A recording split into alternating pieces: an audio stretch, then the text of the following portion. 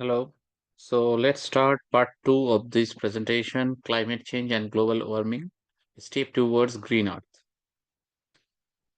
So that's Professor Vishwadit Chorkar from Department of Industrial Engineering, Yonsei University. Let me start the part two, that one covered in the part one. So now we'll start from part two, this part, emission reduction. So let me explain one by one. So first of all, let's go for the carbon market.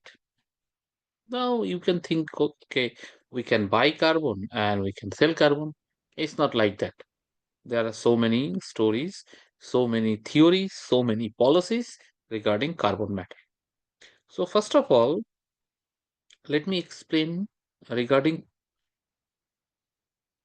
tradable carbon trade. What does it mean? Carbon trade.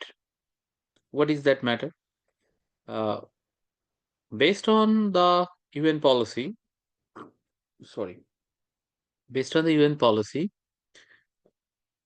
government changed that carbon changed the for the industry sector that mm, industry has to fix the carbon emission uh, from the government mm, to the government, and industry has to buy the amount of carbon emission from the government also.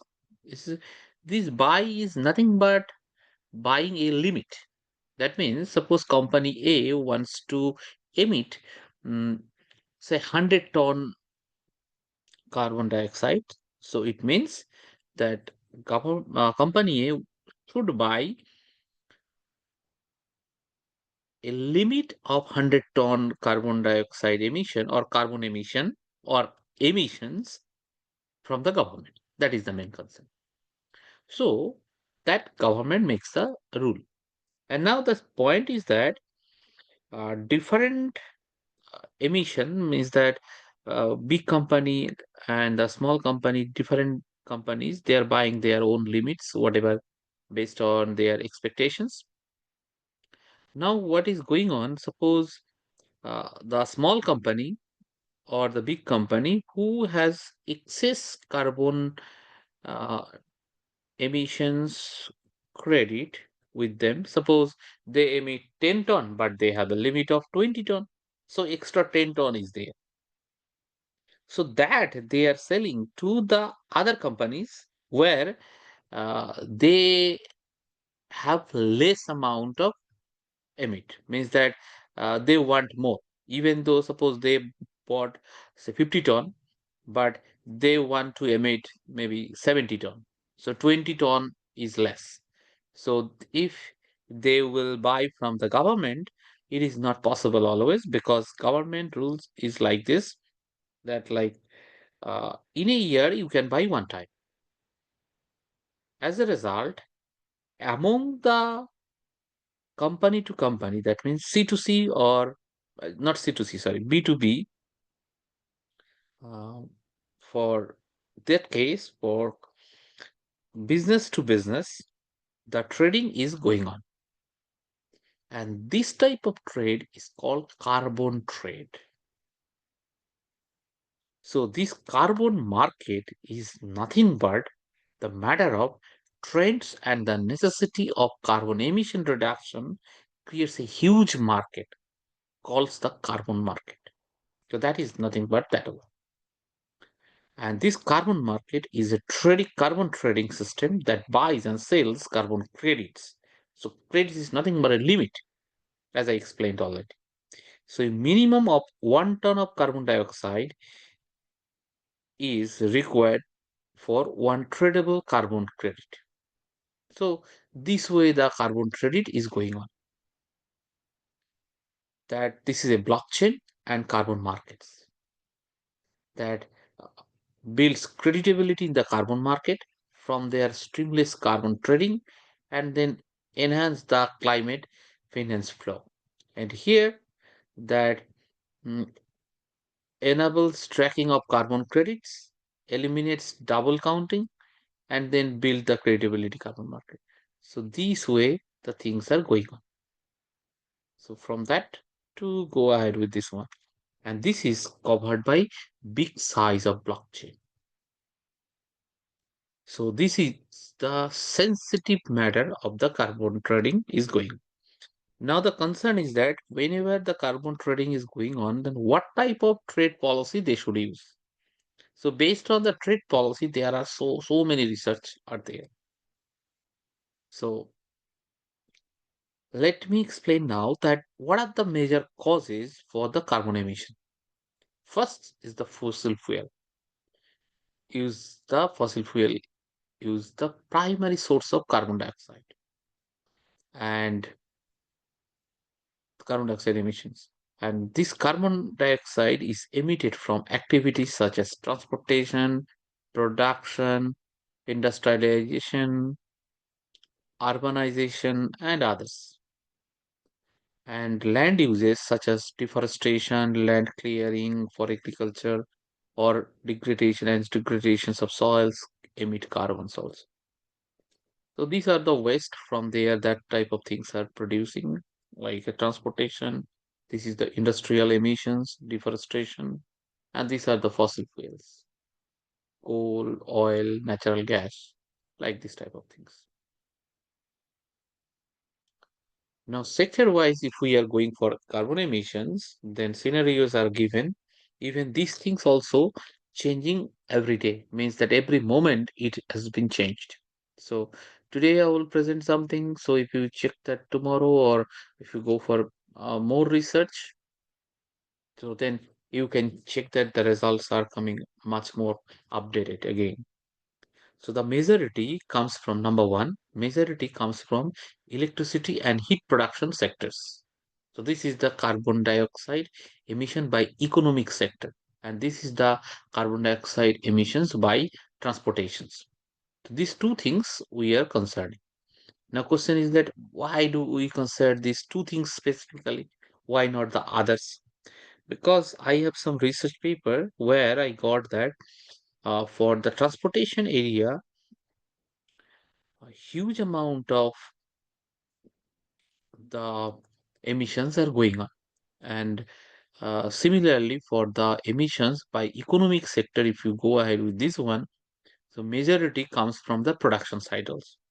But if you go for a comparative study within the production and the transportation, in that research, what we got, the transportation is more, but not the production. Frankly speaking, that if the common question is given that if the production and the transportation uh, are given to you, and then which one provides more carbon emission, then quite common answer is the production sector. But research result for that sector, which we have done already, I guess that paper we published in 2019. So that paper considers that this whole area of research, and we found that the transportation sector provides much more carbon emission than the production sector. So that's why specifically these two areas I really want to verify that what are the things are going on. So the majority comes from the electricity and the heat production sector. So here the 42%. And the second next comes from the manufacturing sector only here. And then the other things are here, that the manufacturing and construction, residentials and others. Okay. And then carbon dioxide emissions by the transportation, by this one, that one, that one, this one. So many automobiles, trucks, aviation industries, marine, railways. So this cover is a huge. So finally, as on the clarification that the electricity and heat production will be the number one. The next sector will be the only production area. And third one is the transportation sector. But in our research, the research was based on the biofuel production. So that we got that the transportation sector provides much more. the there was some reason why we got the like a controversial type the research result. Why? The reason behind it that there are two types of specific uh, track. One is 16 wheel, another is uh, 20 wheels. That if the 16 wheel track is there, then the emission per unit time is less, whereas the 20 wheels track will emit much more than 16 wheel track. And because of the it's a biofuel production, so much biorefineries we are considering. So for that case, that the raw material collection and then huge amount of raw material collections are going on. As a result, most means many cases we consider that the specific pattern of 20 wheel tracks rather than 16 wheel tracks. But those places where these 20 wheel tracks cannot go means because of the big size. For that case, we can consider 16 wheel tracks. Or you can go for the specific optimization. Okay, for the 16 wheel tracks are more uh, profitable for you, then definitely you can use it. But many cases that the 20 wheel tracks are used much more than the 16 wheel tracks. And because of this 20 wheel tracks are used much more than this one to carry the raw materials and others, the emissions are also going high. That was the main situation of that paper, that why the emissions are coming high for the transportation. That is the main concern. Next, the major causes for carbon emissions for other sectors also. Like methane is over 100 times more than powerful than CO2. But then why don't we consider methane? Why do we bother always about the carbon dioxide? That this is the specific sector. You please check it that the methane mass released per year. But it will recover. There is no recover matter for this carbon dioxide that makes the trouble. So methane washes out of the atmosphere and automatically reduces half of its quantity after 7.6 years. This is the story, scientific truth. As a result, that we do not bother about methane so much. Thus, stopping methane emissions or subsequent reduction of methane can reduce temperatures and thus climate change. Nitrous oxide is also 300 times more powerful than CO2. It is the reason for the ozone layer depletions. Since nitrous oxide has a shorter lifespan, the reduction of nitrous oxide can be faster than carbon. That is the another point. That's why we also do not care so much about the nitrous oxide. We bother again of the carbon dioxide. Next, this is the important part that where the huge amount of research is going on. And let me explain something. So the industrial processes and the refrigerant emit F gases such as hydrofluorocarbon HFC, chlorofluorocarbon CFC, and sulfur hexafluoride SF6. But 82% of the total emission are from CO2, and rest 10% is methane, and 6% is nitrous oxide, and 3% is the F gas. The point of view is that this is the CFC released chlorofluorocarbon. So because of this using the refrigerations, and the refrigerated truck is there for the transportation. Now, please check that these are the big part of the emission matter for carbon dioxide. So what are the concept here that how to release it? So that research we are conducting with the graduate students. So that is one of the biggest area of research, that how to deal with this, that these emissions, how we can reduce.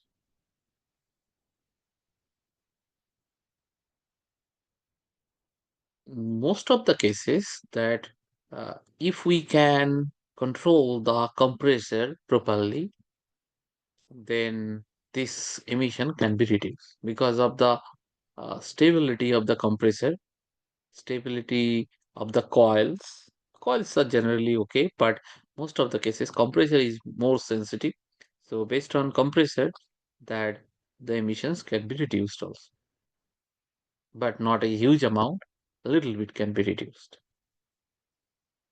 So for policies for carbon emission reduction, so with one of my graduate students, master student, he was graduated uh, maybe 2 to 3 years before from Yonsei University. Now he joined my lab as a PhD student. Before that, he worked for Samsung company for maybe 1 to 2 years, near about. So we have published 3 papers already. So within two top tier Q1 journal. This is the first paper, I guess, from him that the reduction of carbon emission of a multi-stage smart production for biofuel towards sustainable development. So that's the SDG matter, and that we publish in the Alexandria Engineering Journal, one of the Q1 journal, and we publish in 2023. What we have done here, that an integrated scheduling policy we are preparing of transportation networks, which aims to fuel and emissions. And road mode, the track is tested for the scheduling for the transportation. So we specify for scheduling policy. So then concentrate if you can reduce the transportation, then at least the emission also will be reduced. If you reduce the duration of the transportation, then also the way of carbon emission can be reduced. So that is the thing we have done, that we are trying to reduce the carbon emissions of the production towards the SDG. And production schedule and the transportation schedule should be optimized such that the carbon emission can be reduced, or carbon emission can be controlled. That we have done there. So an integrated policies for that one.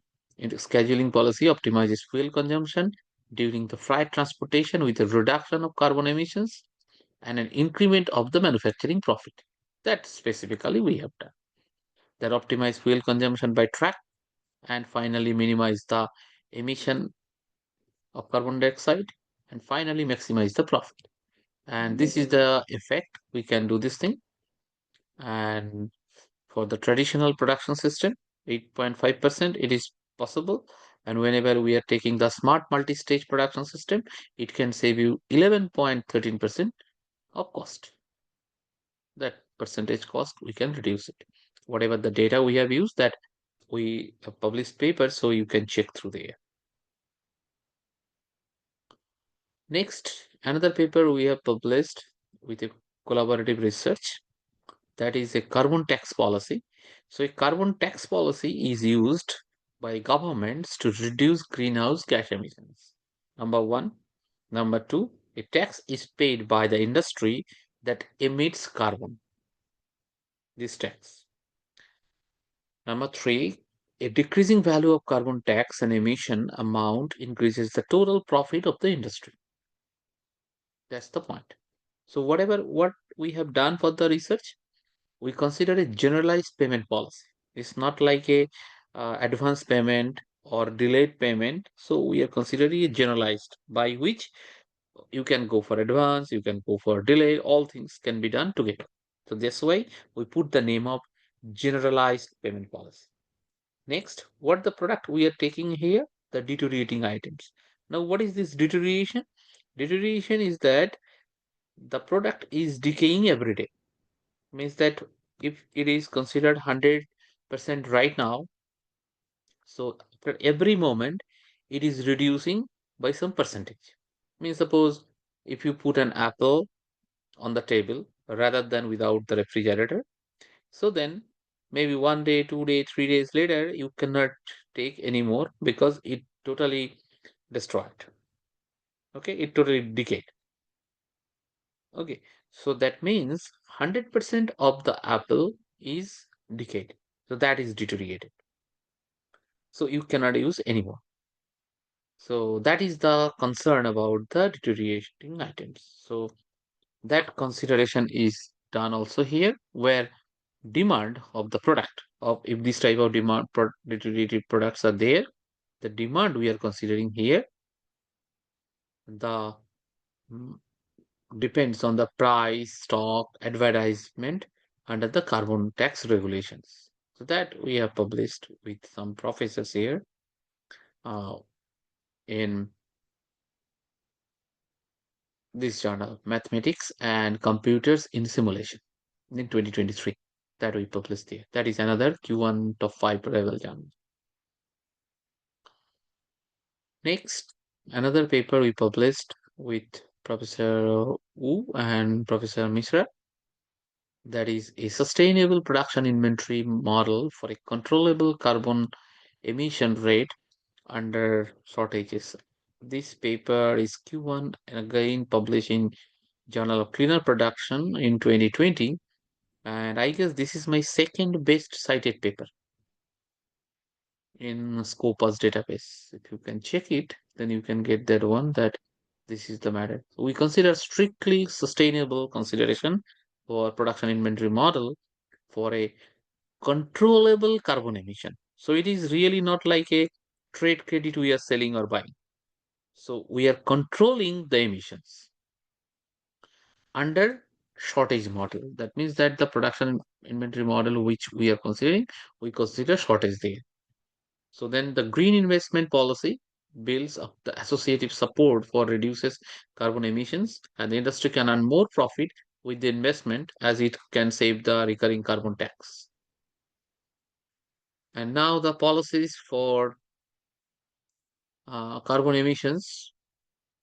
So using green investment, efficient energy LED bulbs are manufactured to save energy and reduce carbon emissions. So these are the examples so such that you can understand easily.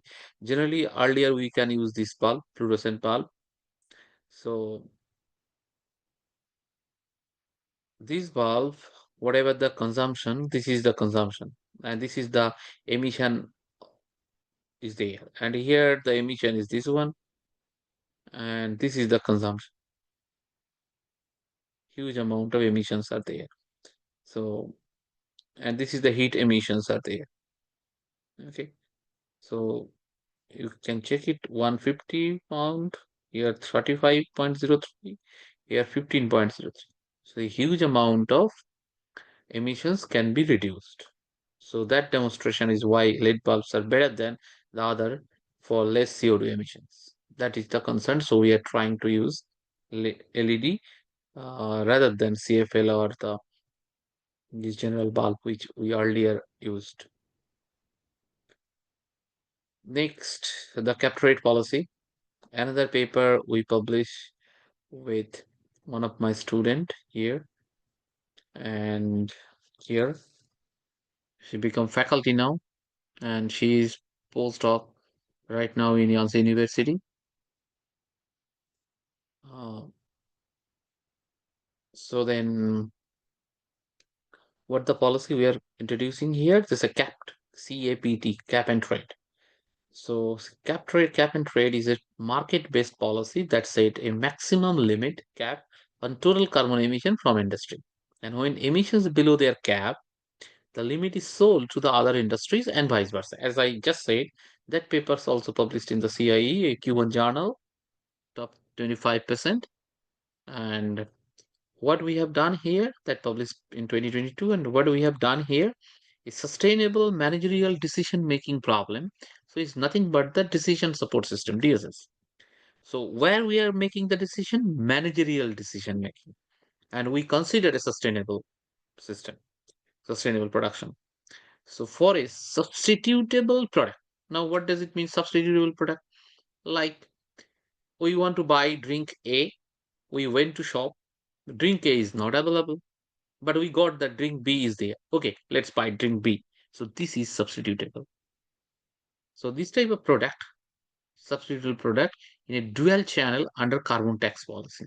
And dual channel is what we are selling. That means the if we are the manufacturer, manufacturer can sell directly to the retailer through the offline channel, but manufacturer can sell also through the online channel. So this online and offline together is called the dual channel. So that dual channel we also consider here under this carbon tax cap trade policy.